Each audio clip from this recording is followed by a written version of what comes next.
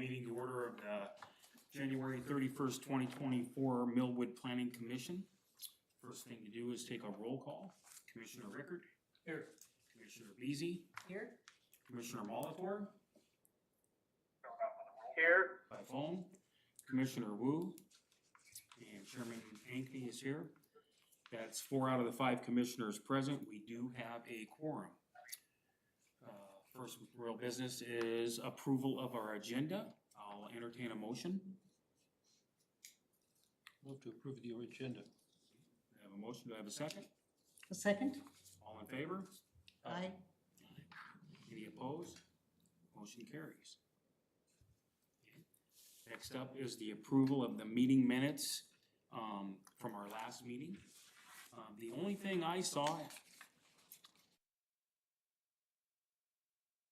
me get to it.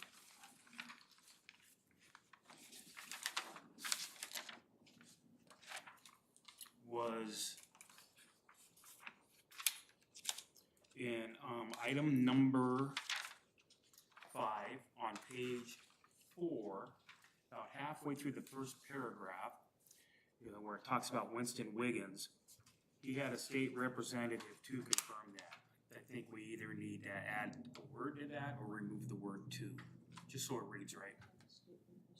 Yeah, it And I'm sounded taking second. this from Bobby, her, the way she goes through them. So remove the word to? Yeah, Would you agree with that? yeah, that would be. Other than that, I thought they were okay. Any other commissioner have a comment? I do have a question on the following paragraph, and we had discussion about this. Bobby's, Commissioner BC, has some worries about the table of permitted uses because we removed an entire section. And I remember that, but I also thought that we discussed having some type of a follow-up to address some of the needs because we still have a trailer park in Millwood. Does that need to be added to these minutes? I noticed that was missing also, I don't know. Okay. So what would you, so Commissioner BC has some worries about the table of permitted uses. Well, after that, something about, we discussed follow-up.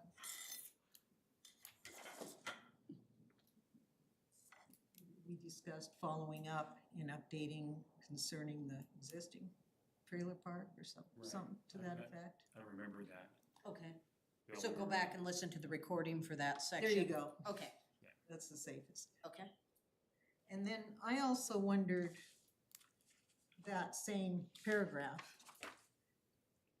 the sewer and water lines would be taxed, has a double meaning, That's a good point. so it could be confusing.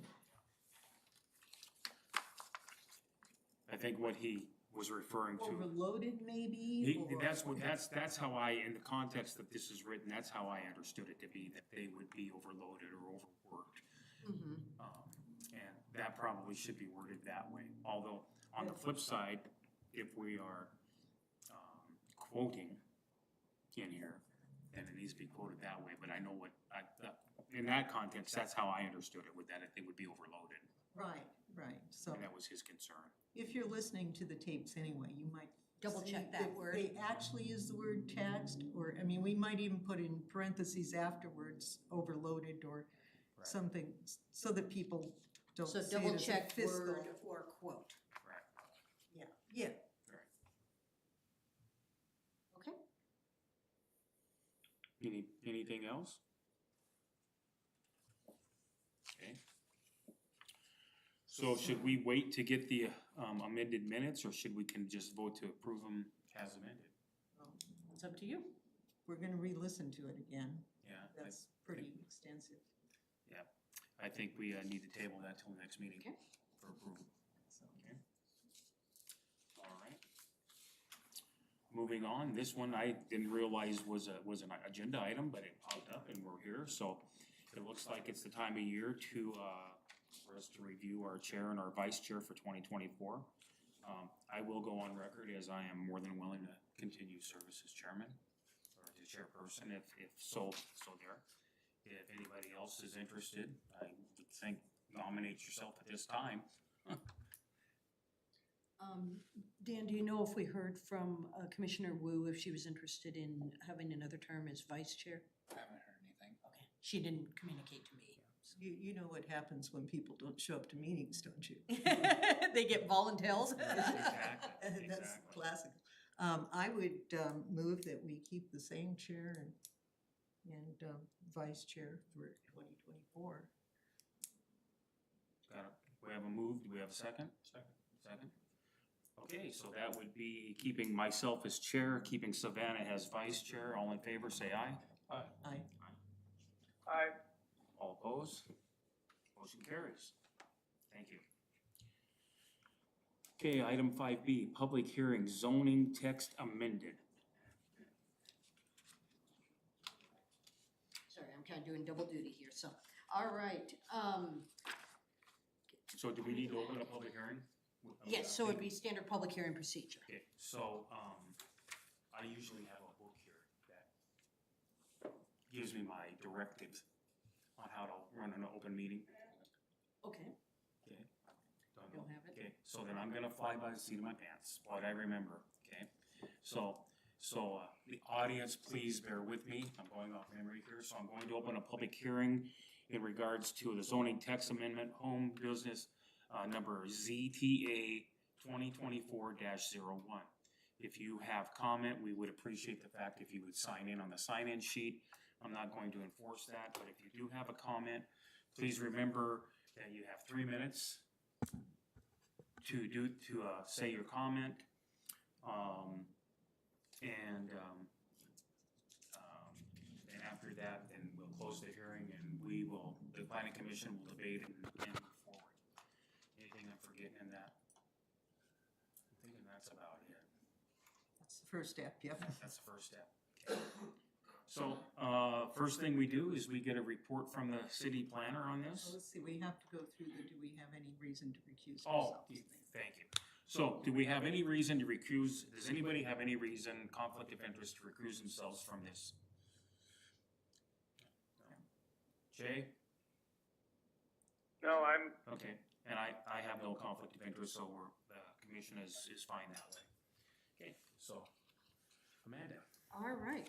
So, before you tonight is a non-project action for a zoning text amendment to modify Millwood Municipal Code Section 17.16.010D, home businesses, file number ZTA 2024-01. I have reviewed the proposed amendment. I drafted the proposed amendment. And a little background. So, beginning of December, I believe it was, we were informed by the city of Spokane Valley that the owner of the building where Karma Salon is going to be rebuilding the storefront that got destroyed in the accident back in October.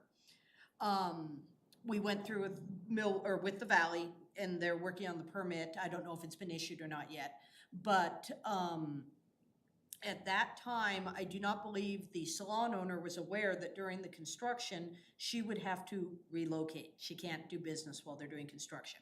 So fast forward a few weeks, and the owner of the salon, Stephanie Brown, I believe it is, reached out to us and said, I would like to temporarily move my salon into my home. What do I need to do? So I opened up the home business standards, and they're very well written, by the way, very strict, and found the provision that somebody, if they are renting a home, can't have their business in it. I actually contacted the city attorney and double checked that provision, and he's like, yeah, that's what was written. I'm like, wow, okay, I hadn't encountered that one before. So Ms. Brown was informed that's what's currently in the standards. I then subsequently talked with the mayor about it, and I'm like, that's an interesting provision in the standards. He's like, that's not super business friendly. And so he asked me to draft up an amendment, a city-initiated amendment, to make that one correction to it, essentially. And so it's a very, very simple proposal, just takes out the word property owner at the beginning and makes it where the property owner has to sign the application. Just so you know, in my previous world, that's how it was dealt with there. We had people that owned businesses and apartments, anybody from professionals like myself to hair salons. I actually used to go to a hair salon in a house with my mom when I was a kid. So it's a business that's been around forever, out of homes. But if you happen to not be the owner of that home and you're renting it, that's where the problem occurs.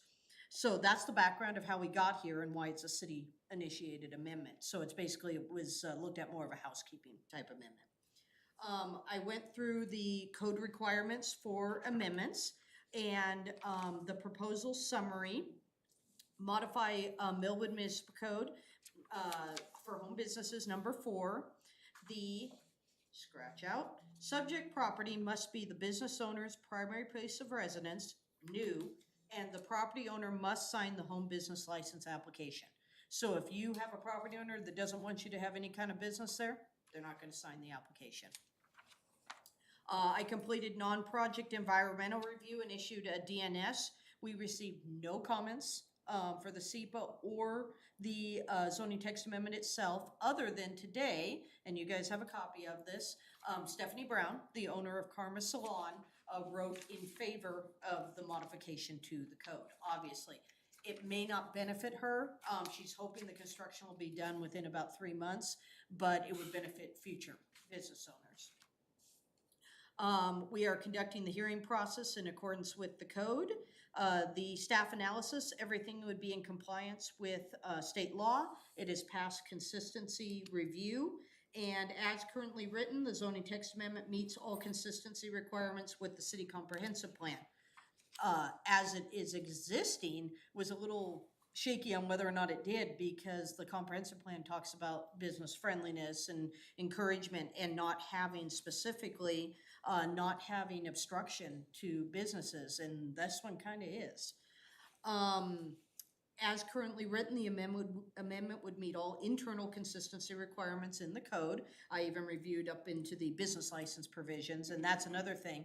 Even if you have a home business, you still have to have a business license. So the city has full enforcement over all these businesses. And then because essentially the city was the applicant, I went through and filled out the responses to the questions. But basically, you've read through, like I said, in the comprehensive plan, we're supposed to limit barriers to development caused by development fees or other institutional requirements as appropriate. This seemed pretty clear on that. And then, as I stated, the code is already so well-written and prescriptive, you're not going to have any issue with residential character at all. So it would meet the criteria for all health and safety requirements and would not be in violation of any state or federal law. So in summary, it complies with all the requirements. It has been forwarded as a preliminary review to Washington State Department of Commerce. Expedited review was requested. If that's not granted, it couldn't be adopted until March 23rd. However, it was requested. I do not see it being an issue. The criteria for amendment under MMC 1412-150B have been met, and the proposed zoning text amendment has met consistency review requirements. And so when we're ready, we have the options for draft recommendations up on the board. Okay. So, Perfect, cool. Do we have any public comment? Can you please step to the mic and introduce yourself and your address? My name's Ken Bain. I live 9729 East Dalton. I only have one question. I'm in favor of this, except I'm concerned about the type of businesses. 7, 8 years ago, we had a guy on our street that ran an asphalt ceiling business. And when he moved into the property, he moved all of his equipment onto the property. And all of a sudden, the first week he's there at 5 in the morning, we've got 8, 10 guys out in his yard, and they're firing up all the trucks to get ready to leave for the day, and they're out there jawboning for a half hour, and all the vehicles are running, and I wouldn't want to see that kind of a business in my neighborhood again. A hair salon, no problem. It's just, so I'm wondering if there's any restriction as to the type of business one can have. So in looking through the code or the regulations for home business, what you're describing, there's a lot of limitations on there, like Okay, only 2 vehicles can be there. okay, And that type of thing. And- No, commercially licensed vehicles. oh, okay, No employees other than those that live within the household. okay. That, So there's that answers all Lots my of questions. directions. Right. Because that definitely was a problem, and of course, you guys shut him down immediately. But, you know, it took a couple of weeks to shut him down. Right. But, okay, appreciate it, thank you very much. Great, thank you. Any other public comment? Okay.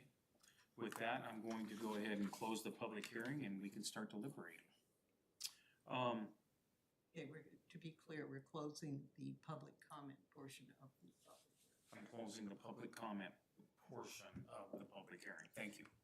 Okay. Based on something that he just brought up and we were mentioning, I did have a couple questions here.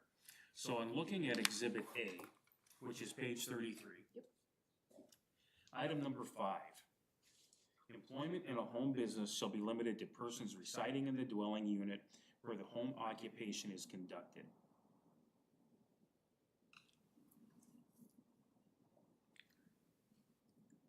Here's my thought, okay? And I just changed it based on not reading anything into that. So if we're talking about a home occupation, is the description of that or the definition of that an occupation that is done entirely at the home, i.e. a beauty salon? Or is a home-based business, say a small general contractor who uses his house as his office, not his storage yard, but just his office? Is that a home business? And the reason I bring that up is, in that case, maybe that general contractor has a bookkeeper that comes in and works at the house, at the home office all day. Doesn't live there, but she's the bookkeeper, she or he is the bookkeeper for that business. By this, that can't happen. Yeah, another one would be if you have whatever business selling things on eBay or something or other on a really small scale, and your adult daughter comes in to help you. Right. You know, that is technically not allowed either. We actually made these decisions once before. Mhm. I don't know if you remember. I remember we went through them and, I mean, the one thing was, that we had talked about, not being able to park a company truck at the house. And we kind of lightened up on that based on not under, not over, I think, 26,000 GVW because Yeah, yeah, size. people have company trucks, Right, you know, exactly. employees. And Well, even if you're the head guy, you may have. right, exactly. Now, I'm not advocating that we're parking dump trucks and road graders and things like that, but, you know, a company pickup is a company pickup. These are things that we had discussed, we decided on some of them, we had decided on the renters could have businesses, but it kind of got lost and never got brought to city council. But maybe this is something we need to come back through and. Right. And that would be my suggestion. I mean, I'm all for, what Ms. Brown is after here and understanding that. And I think it's a good thing that, that the property owner has to sign off on that. So that we don't get some renters just coming in and all of a sudden doing something like that, so. I think that- Commissioner Rickard, do you have any comment? Yeah, I was wondering what the mechanism for the city license is. For, if there's an issue with how the business is operated, what does the city do with a city license? Well, the concern that I have is putting the property owner signing a business license for the operation of a business, when in fact they may not live anywhere near there. They may live in Arizona, and yet they're responsible for the business operation. Mhm. And so if the city has to do something, they have to address it through somebody who lives hundreds of miles away maybe? Want me to respond to that? Yeah, that's a great point. Yes, go ahead, please. So, the reason for having the property owner sign it is obviously if they don't want a business in their residence, they won't sign it. As far as the responsibility goes, they are the property owner, but there's two mechanisms. Number one would be the home business application and permit. That's directly with the, business owner. It would be signed by the property owner, but it's directly with the business owner. So if there's a code enforcement issue, I believe we would reach out to the business owner first. If we can't get any remedy in that, then I would say we go to the property owner on it. And then as far as the business license side, the property owner has nothing to do with that. That is directly applied for by the business owner through the state system, which Millwood then approves the business license through. Yeah, but doesn't it say the property owner signs the application Yes. for the business? Signs the home license? business application. There's two provisions. Now, traditionally, this has been an issue that has bothered me because of its practicality. Mhm. Even in the business district, the C1 and C2. Same, yeah. If somebody is putting their sign in the wrong place on the sidewalk, in our code, it was set up so you didn't go tell that business stop putting your sign there. You wrote to the owner down in Arizona somewhere and told him, your tenant is putting a sign where it shouldn't be, or your tenant is out of compliance. So this has been, and I think it has to do with the mechanism, you can put a lien on somebody's property. And that is correct. So the property owner, if it So- got that far, would need to be kept in the loop. But my method of doing code enforcement, I would go to the business, whether it's in the C1 zone or the UR1 zone. I would go to the business first, reach out to them, hey, we've got an issue with this, let's get it taken care of. If we can't resolve that way and we have to go through a legality sense of the code enforcement, that's when the property owner would become involved. We finally got most of our codes so that it says business owner and property owner are notified. But for a long time, it was just the property owner. Mhm. So I mean, this is the way the city has to enforce things, is kind of what I was told. Okay. Real quick, if I may, on item 5, that almost might be redundant because in the very beginning, D, home business engaged in by an individual or family within their residential dwellings. So that right there says that your adult daughter could work for the business, but it's the individual or the family that's engaged in it. Mhm. So I just wanted to point that out. Commissioner Molitor, any comment? No, you've answered the questions I had. I was wondering about the process, but you've already answered that the operator will have to apply for a normal permit within the city of Millwood, and then that would be the first step. And the next step would be the property owner would have to sign the license application. So, no, you've answered my questions. Thank you. Thank you.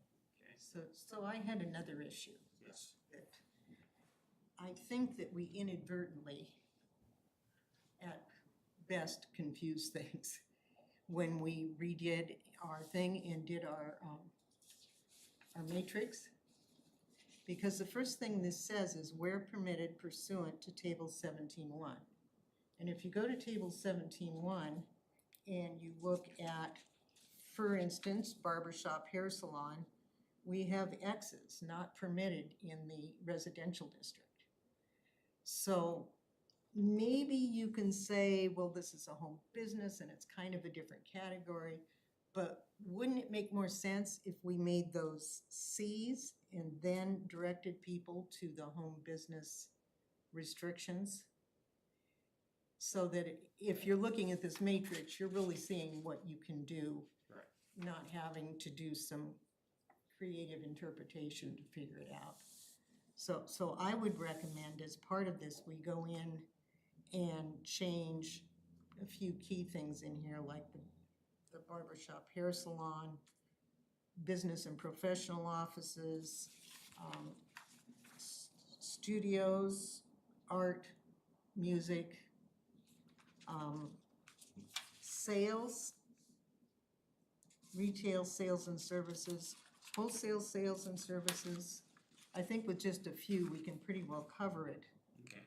Make those Cs and then direct people to this that explains all the restrictions on them.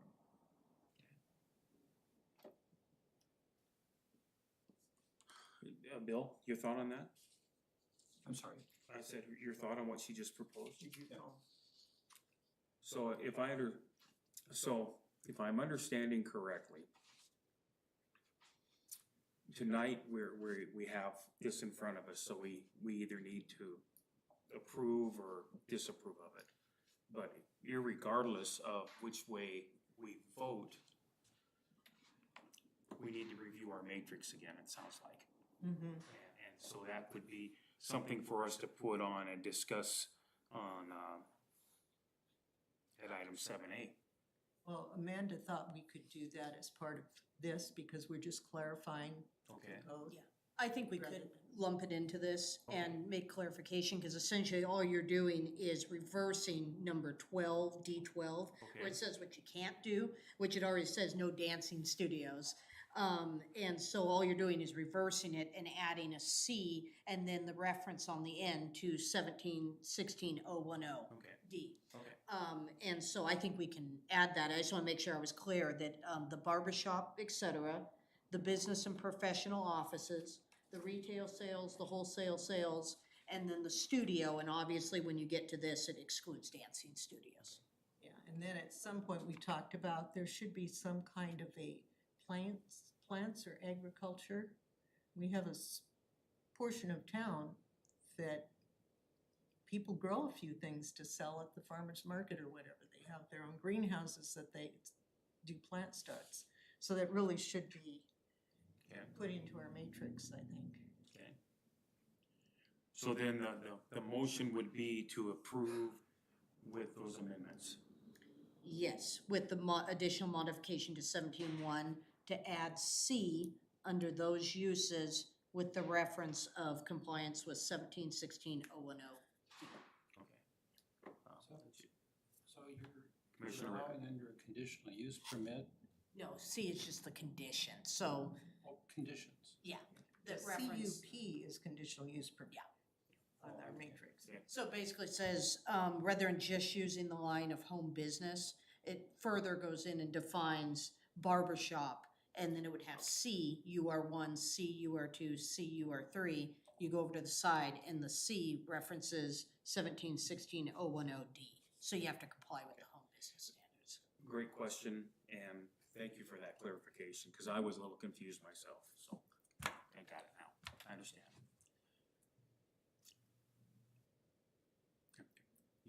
Do you understand? Yeah, I think so. Okay, perfect. Jay, any questions?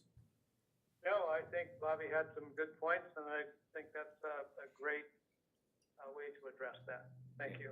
Okay, so I'll go ahead and make the motion to approve this code amendment along with the amended version that we talked about. Do I have a second? I'll second. Okay, we have a motion and a second. Any discussion? All in favor say aye. Aye. All opposed? 4-0, the motion carries. Thank you. Okay.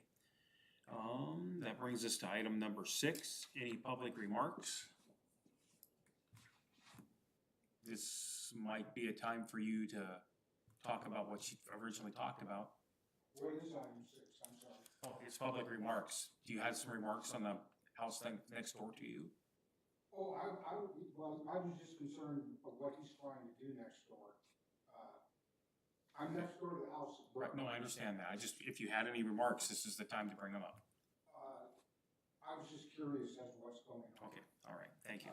Nothing's been cleaned up, it's still a mess, and I Okay. saw in the agenda under, under items that are currently being worked on within the city, the code enforcement things, that it listed his property and said that options, I think, were being discussed with Amanda about potential uses for the property.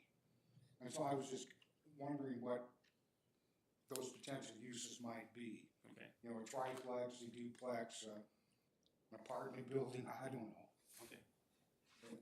That, I was just curious, so Okay, I was great. I covered that in my planning report. Okay, All right. okay, she's gonna cover it in the planning report. Well, thank you very much. Thank you, okay. So that brings us to the staff report, which the first up is The planning. Amanda's, planning report. So, what he's referencing is the planning report that I supplied for the January city council meeting. I wasn't gonna go through the entire thing because we put it in writing, but I will address 9813, 9815 East Dalton rebuild options. So, we've been in brief communication with the property owner, going over, the residential uses that are approved for his zone in the table, whether it be single family, I believe a duplex was an option. Those are the two that we talked about. I do not know if he has yet made application through City of Spokane Valley for a permit or not. We have not seen anything come through yet, so I anticipate that he has not. And then, we were told that he would be working on the cleanup. I believe that was the other, don't quote me on this, but I think that was the other action on the code enforcement side that Denise was still dealing with. But as far as I know, we only had one outstanding one when I kind of inherited the list. So I'm not exactly sure where that is on there. I know we're trying to work with him though to get it cleaned up and rebuilt appropriately. So, and then the other thing on the planning report is not much has slowed down. So I will have a very extensive one for you at the February one when I prep it for city council for their meeting. So it'll be another long list. Okay. 7B, our preliminary amendments docket. Okay. So I inherited the docket from Christina. She had just a few things and I have added a lot more to it. Some of these will play into the 2026 periodic update requirements that we'll be covering next. But I'll just bring out a few that I have on here. As I've gone through the code, and the first one that I wrote down was actually one that Christina already had on there. The Millwood Municipal Code has no requirements for residential driveway length. So whether or not a car could stick out into the road, those kinds of things are something we have to work through on site plan review. So that's gonna be a pretty easy fix there. There's also no definition of parking stall size. So every other municipality, including Spokane County, has your minimum parking stall size when you're looking at commercial site plans. We do not have that. And so another simple fix is we have a provision in the code where it references if there is no standard, go to Spokane County for landscaping, and there is one other thing. This is something we could add parking, information to. So it should be a pretty easy fix. Another one I had on the list was home businesses, which is now going to be crossed off. The sign code. We actually do need to go back through the sign code and update it to a content neutral sign code. And so I'm going to be talking with Bobby when I get the opportunity to get some of the history on our existing sign code and then work on drafting it to the direction Millwood wants to go. And whether that's no electronic in this place, low-level signs, all those things can be prescribed in the code as long as you're not saying realtor, temporary. It has to be content neutral. So I think we can get to the design standards you're wanting, but it'll be a little bit of a process, so it's down the list a little bit. Can you mention what content neutral? Content neutral, so you're not allowed to look at what a sign says in order to determine what kind of sign it is. So if you look at a sign, you have to read realtor on it to know it's a real estate sign. Those are the things you can't do anymore. And so several jurisdictions need to update their codes. And I have done one in the state already, and so I'm gonna go back and look at that, but things have changed even since I've done that. Signage is a constantly changing animal. And so we'll be working through to make sure that the sign code is now compliant with current case law and still meets the intent of what Millwood wants. Okay, so the one thing I can think of is we say if you're having a sign on your business, it needs to advertise your business, not somebody else on the other side of town. Is that non-neutral? That's more of an on-premise, off-premise thing. So is that considered still okay, or is that? I'll have to look up that provision. I haven't looked into this much at all yet. The examples, I can't remember if your guys' calls out like real estate signs.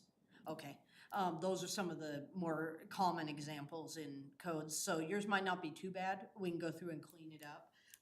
But that'll be coming back to you guys. And like I said, I'll work with Bobby on getting kind of the history, so we know on that. And then C2 zone, looking at what we can do for mixed-use development, and that may be part of the 26 code update.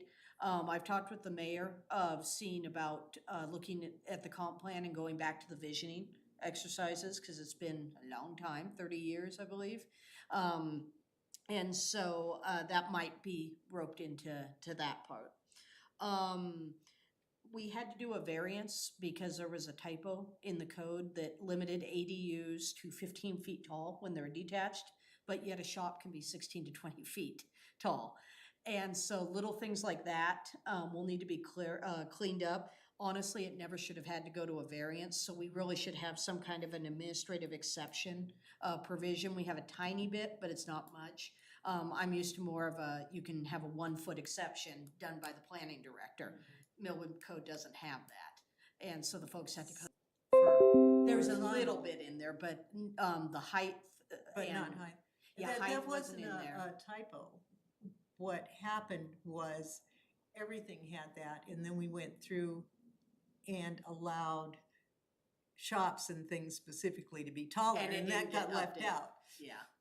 So those are the kinds of things I'm hoping to clean up as we go through the code, or at a minimum with the 26 periodic update, to make sure we don't have those inconsistencies through. And I guess it has been a long time coming. The code's kind of been pieced and modified, but has not had a wholesale look in decades. So that's hopefully what we'll be able to do as part of the periodic update process. Another thing that I may bring to Planning Commission to discuss is a section that would be called Alternative Methods of Compliance. It's a section I wrote for Liberty Lake that came in very handy, where basically, and I'll use a landscape example. Liberty Lake had a very prescriptive code on spacing, as you guys do, for landscape islands and such, and it had to be this tree and 5 shrubs, et cetera, et cetera. Well, we had a provision come up one time where they wanted to do something a little bit different that would have still meant the intent of the code. That's what alternative methods of compliance are, and it would allow me to go through and look and see, does this meet what the intent of the code is? If it does, we can allow for it. So it gives a little bit of flexibility in the design process. Updating ADU standards in middle housing. I'm sure you've heard a lot about this. The state passed laws in 2023 that we have to provide way more lenient standards for ADUs and make sure our codes allow for all aspects of middle housing. This will definitely be part of the 2026 update, if not before, at least on the ADU portion. ADUs are very popular in Millwood. We have a lot of larger lots. And so it's been about a 50-50 on whether or not people could do it under the current code versus have to wait until the amendment. And then on the middle housing, again, there's going to be all different types of housing we have to look at. Everything from what they call cottage housing, which would be like tiny homes on a shared lot with open space. Can you define middle housing? Middle That's a new housing, term. I was worried you were going to ask me that. Just 1 minute, and I will give you the state definition because the model code just came out. So let me grab that here real quick.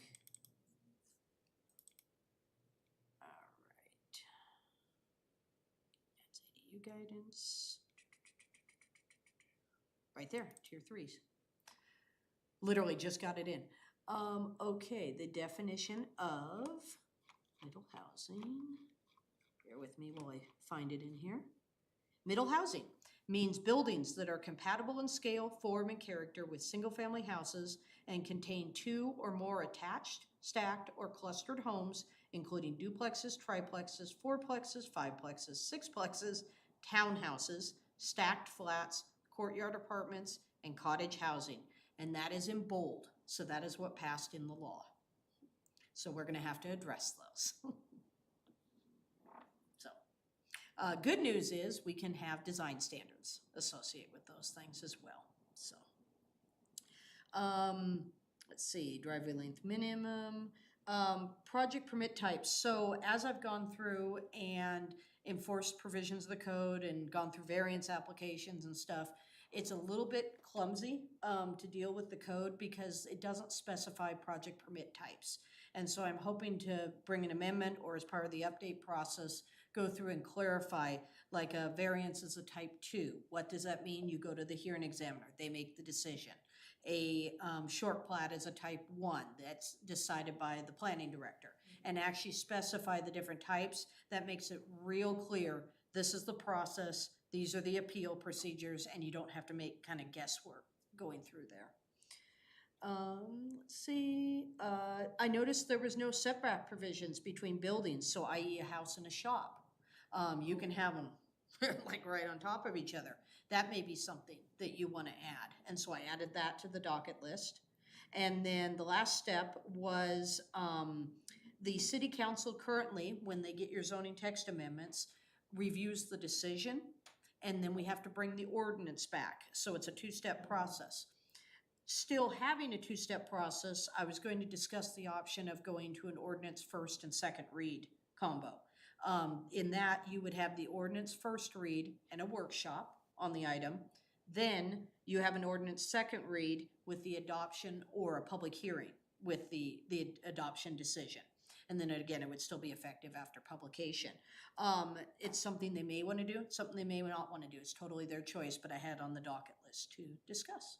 So as kind of a summary, and then if we want to, we can move on to the 26 update and I can fill you in on that. Any questions so far? Okay. So 2026 periodic update. I am working with the Planning Technical Advisory Committee, which is planning directors and planners of the county. And we make recommendations to the steering committee of elected officials, which Mayor Freeman chairs. We are currently working on population allocation items and land capacity analysis. Land capacity analysis has already gone towards the county commissioners, and I believe as of the last meeting, the population allocation for the county, which is the middle. So you have low, middle, and high. Middle's the safe route. That's what recommendation went forward. And so I have begun working on the land capacity analysis for the city of Millwood. I have completed the C1 zone, and just in a rough estimate, we have a lot of room for development in the commercial zones. When I get to residential, what I'm looking at is the current code and what it allows. That's what we have to submit to the county. Then the mayor has asked me to also do what we're kind of deeming alternates. So meaning if we change the C2 zone to allow more mixed use, where would that accommodate the density? When this middle housing comes in, how would that accommodate the density? And so those will be things I'm looking at as part of an alternate, but not what's required under the county. So I've just begun the process. I'm through C1, I'm into C2, and then I'll be moving my way up to residential last. So that is the first step in the process. The next will be beginning the comprehensive plan visioning, looking at. So what do we need to update in the comprehensive plan to make it current to 2020, it'll be 2027 to 2047, I believe is what it'll be, 2026 to 2046, something in there. Is the comp plan still meeting what the city of Millwood desires? Once we get through the comp plan update portion, we have to do the development regulations. All of this will occur between maybe even potentially end of this year through the end of 2026. For grant funding, if Millwood so chooses to apply, we would have to have everything submitted by the end of June 2026, with development regulations having to be in effect by the end of December, or it reverts to these model ordinances. So if we did not have a middle housing update, well, guess what? We will, because you're forced to put the model ordinance in temporarily. And you do not get to exclude the optional provisions of it if that occurs. So, we will work hard to get these things fit to the city of Millwood. You guys got a lot of work coming up. It seems like we just got done with that. We did. No, we did. 10 years goes quick. Well, no, 10 this years. was, yeah, we just got done. I think we probably were late getting it done, but I know that we spent a lot of time on a comprehensive plan, a lot of time. Well, it was right before the shoreline management plan. Yeah. So, okay. Well, any questions for Amanda on what she's presented? Very, very good job. Thank you. I have a question, Mike. Yes. Obviously, Amanda presented a lot of things as far as amendments and changes to the comprehensive plan. Will these be presented to our planning commission then in the very near future? Absolutely. So, if time allows, obviously doing these one-offs isn't the best way to do it, like we're doing with the home business. That was a pretty easy one. But when I get a chance, I'll probably lump a few of the housekeeping ones together. The more major ones we'll tackle individually. And then whatever needs to be included in the periodic update, those will come with that portion. So we'll see the little ones, what we can do, like the parking stalls and stuff. We should be able to get those taken care of before the periodic update. But I'm hoping to come back next time with more of a group, because I have to do a SEPA checklist no matter what. It's a non-project SEPA checklist. Would we rather do it for 1 or for 5, kind of thing. So, trying to be efficient with time, I'm gonna try and lump a few of them together in the next round. Cool. All right, thank you. Mm-hmm. I have a question, and I guess maybe jog my memory on this. Where do we stand on the revisualization of the Millwood Park? Oh, I actually know this answer because I talked about it with Christina, because part of what I do is park planning. I heard you guys ran through an exercise on it, with SPVV, Landscape Architects. The next step was actually to formalize a master plan, and the city of Millwood currently does not have an RCO compliant parks plan. And so, in order to apply for funding, with very, very limited exceptions, you need an RCO compliant parks plan. So that's also on my list of things. It's just on a docket because it's a separate document. But the city of Millwood will need to do an RCO compliant parks plan in order to apply for funding from RCO to construct the park. And whether that occurs before a master plan, concurrent with, or after a master plan will be to be determined, but it needs to get completed. Do you have a rough idea of time frame? It's on my list. I have not received marching orders on that one from the mayor, nor have I had a chance to talk to him, but it is on my list. Okay, perfect, okay. So, Okay, I think that's the only question I have in regards to the staff report. Anybody else? yeah, my memory on the park plan is that we did not feel that it was finished. Mhm. We had said, why don't you show it to city council and see if they've got any input? We felt it needed to go to the tree board, for instance, that nobody had asked the tree board. Yes. So it felt like it was a ways. I also felt that we needed at least one meeting, that we tried to get the public in to talk to us. Mhm. The outreach that was done at the farmer's market. Mhm. So if you came to the farmer's market, you got a say. If you were a citizen that didn't come to the farmer's market, you weren't really given an opportunity other than sort of hearing about it and sitting down and writing something. Yeah. And that it just really needed. So it sounds like we need to take the exhibit that was prepared, that is on a board back there, take it out to the public, get their feedback on it, and then figure out how we fit that into actually composing the park plan and the formalized master plan for the park. Yeah, so. And then getting it adopted. Okay. All right, if there's no more questions for Amanda, that brings us to commissioner comments. Commissioner Rickard. No comment. Commissioner Beasy. Commissioner Molitor. I have a question, Mike. Yes. I just received an email that the city of Spokane, I believe it's Spokane, or maybe it's Avista, is going to lower the river by 2 feet this summer, basically the entire summer. And I'm wondering if the city of Millwood has been approached by that. Obviously, it will have an impact on Inland Empire paper, as far as flow, discharge, and things like that. So I'm just wondering if they have done their homework as far as contacting the agencies that will be impacted. I haven't heard of anything on it, but they may not come to the planner. Right. Whether or not they've come to the mayor or something, I have not heard. Okay, that's the only comment I had, and it was more of a question. Thank you. Yeah, I would encourage you, reach out to the mayor and see if he knows about it. And if he doesn't, I'm sure he'll want to. Yeah, definitely. That's a big deal. How did you hear about it, Commissioner Moulter? I received an email from John Lehman, who's president of the Spokane Upriver Owners Association, and they had a meeting, the dam had a meeting, and he attended that meeting, and he sent an email out to all the members of the homeowners association, of which obviously I'm a member of it. So that's how I found out about it. Yeah, I would encourage you to reach out to the mayor and see if he knows what the status is on it and stuff. Is that something I do, or who does that? Yeah, just give him a call or shoot him an email. Okay. Yeah. I can do that. Thank you. I have just a couple of items really quick. So I was,